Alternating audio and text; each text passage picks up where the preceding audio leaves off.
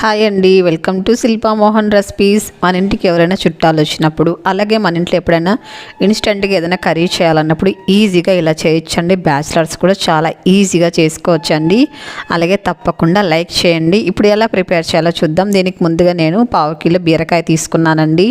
ఇలా చిన్న చిన్న ముక్కలు కట్ చేసి తీసుకోవాలి. పైన చెక్క అనేది కొద్దిగా తీసుకోవాలండి, మరి ఎక్కువ తీయకూడదండి. ఇలాగుండాలి. ఇప్పుడు దీన్ని పక్కన ఉంచుకుందాము. ఇప్పుడు స్టవ్ వెలిగించుకొని ఒక ప్యాన్ పెట్టుకొని ఇందులో 3 టేబుల్ స్పూన్లు ఆయిల్ వేసుకోవాలి. ఆయిల్ వేడెక్కిన తర్వాత కాస్త జీలకర్ర వేసుకోవాలి. అలాగే ఆవాలు యాడ్ చేసుకొని కొద్దిగా మినపప్పు కూడా వేసుకొని ఇవంతా కూడా కాస్త దోరగా వేయించుకోవాలండి. ఇవి చక్కగా వేయించుకున్న తర్వాత సన్నగా కట్ చేసుకున్న ఉల్లిపాయ ముక్కలను వేసుకోవాలి. నేను 3 ఆనియన్స్ తీసుకున్నానండి. ఇలా చిన్న ముక్కల్లా కట్ చేసుకొని వేసుకోవాలి. తర్వాత కొద్దిగా కరివేపాకు కూడా వేసుకొని ఇవి దోరగా వేయించుకుంటే సరిపోతుందండి. మరి ఎక్కువ వేయించకూడదండి. జస్ట్ ఒక 3 నిమిషాల పాటు వేయించుకుంటే సరిపోతుంది. మీడియం ఫ్లేమ్లో ఉంచుకొని చూడండి. ఇలా వేగిన తర్వాత ఇప్పుడు ఇందులో 1 టీ స్పూన్ అల్లం వెల్లుల్లి పేస్ట్ వేసుకోవాలండి. బాగా ఫ్రెష్గా ఉండే అల్లం వెల్లుల్లి పేస్ట్ వేసుకొని ఇది కూడా పచ్చి స్మెల్ పోయేంత వరకు వేయించుకోవాలి. చాలా టేస్టీగా ఉంటుందండి. ఒక్కసారి ట్రై చేశారంటే ఇంకెప్పుడైనా సరే బీరకాయ చూసినప్పుడు ఇలాగే చేసుకొని తినాలనిపిస్తుంది. అంత బాగుంటుందండి. ఇప్పుడు ఇందులో 1 పావు టీ స్పూన్ పసుపు కూడా యాడ్ చేసుకొని జస్ట్ కలుపుకుంటే సరిపోతుందండి. ఇప్పుడు ఇందులో మనం సన్నగా కట్ చేసుకున్న బీరకాయ ముక్కలు కూడా వేసుకొని ఇదంతా కలిసేలాగా ఒకసారి కలుపుకోవాలి. చాలా టేస్టీగా ఉంటుందండి. బీరకాయ అయితే హెల్త్కి చాలా మంచిదండి. చాలామందికి మలబద్ధకం ప్రాబ్లం ఉంటుంది కదా, ఆ ప్రాబ్లం కూడా క్లియర్ అయిపోతుందండి బీరకాయ తినడం వల్ల. దీనిపైన మూత పెట్టుకొని ఒక 2 నిమిషాల పాటు మగ్గించుకోవాలండి. మీడియం ఫ్లేమ్లో ఉంచుకొని చూడండి. ఆయిల్లో ఇలా మగ్గించుకోవడం వల్ల టేస్ట్ అనేది చాలా బాగుంటుందండి. బీరకాయ ఆల్మోస్ట్ 50% వరకు కుక్ అయిపోయింది. ఇప్పుడు ఇందులో మనము కారం యాడ్ చేసుకుందామండి. కారం ఎంత కావాలో మీకు అంత కారం యాడ్ చేసుకోండి.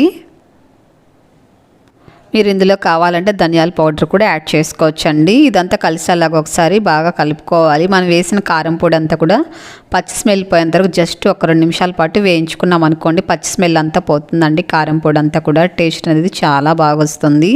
చూడండి, ఇలా వేయించుకున్నాం కదా. ఇలా వేయించుకున్న తర్వాత మనం ఇందులో వాటర్ పోసుకోవాలండి. మనకి ఎంత గ్రేవీ కావాలో అంత వాటర్ పోసుకోవాలి. మరి ఎక్కువ లూజ్గా ఉంటే బాగోదండి. కాస్త ముద్దగా ఉంటేనే బాగుంటుంది గ్రేవీ అనేది. కాబట్టి నేను కొద్దిగా వాటర్ వేసుకున్నాను. బీరకాయ ఆల్మోస్ట్ కుక్ అయిపోయింది కాబట్టి తక్కువ వాటర్ వేసుకుంటే సరిపోతుందండి. ఇందులో తగినంత సాల్ట్ వేసుకొని ఒకసారి మిక్స్ చేసుకొని ఇప్పుడు దీనిపైన మూత పెట్టుకొని మీడియం ఫ్లేమ్లో ఉంచుకొని ఒక 2 నిమిషాల పాటు మగ్గించుకోవాలండి. 2 నిమిషాల తర్వాత మూత తీసుకొని చూడండి. ఇప్పుడు కాస్త దగ్గరకు వచ్చింది కదా, ఒకసారి కలుపుకోవాలి. కలుపుకున్న తర్వాత ఇప్పుడు మనం సిమ్లో ఉంచుకోవాలండి. సిమ్లో ఉంచుకున్న తర్వాత మనకు ఎగ్స్ అనేది కొట్టి వేసుకోవాలి. మీకు ఎన్ని ఎగ్స్ కావాలో అన్ని ఎగ్స్ని కొట్టి వేసుకోవచ్చండి. నేనైతే 4 ఎగ్స్ తీసుకున్నానండి. ఇప్పుడు మనం సిమ్లోనే ఉంచుకొని మూత పెట్టుకొని ఒక 2 నిమిషాల పాటు మగ్గించుకోవాలండి.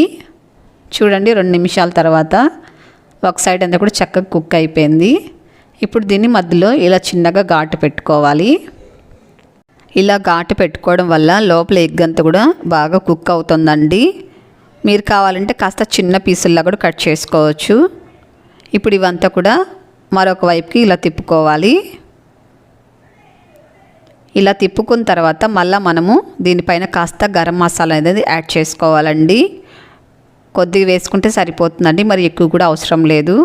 మీరు కావాలంటే వేయించిన ధనియాల పౌడర్ ఉంటుంది కదండి, అది కూడా వేసుకోవచ్చు అండి. ధనియాలు వేయించుకొని పొడి చేసుకొని అది కూడా వేసుకోవచ్చు.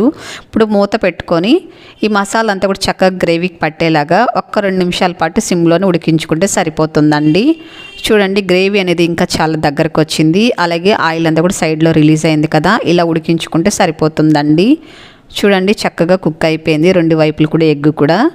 ఇప్పుడు స్టవ్ ఆపేసుకుందామండి. దీనిపైన కాస్త కొత్తిమీర చల్లుకొని వేడి వేడి అన్నంలో వేసుకొని తింటుంటే ఎంత బాగుంటుందో తెలుసా. తినే కొద్దికి ఇంకా తినాలనిపిస్తుందండి. అన్నము అంత బాగుంటుంది.